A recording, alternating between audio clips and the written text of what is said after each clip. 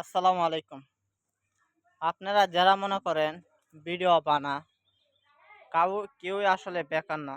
সবাই একটি কাজকর্ম নিয়ে সকলেই ব্যস্ত।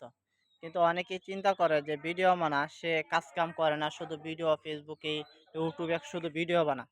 প্রিয় ভাই এই যে দেখতাছেন বাগানটা, এটা অবশ্যই কাজের ফাঁকে এরকম যদি আপনারা বাগান করে এরকম যখন আপনারা তুলে ধরতে পারবেন ও যখন ফেসবুক, ইউটিউব মনে করেন আপনার সমস্যা হয়, এরকম জায়গা থেকে আপনি ইনকাম করতে পারবেন।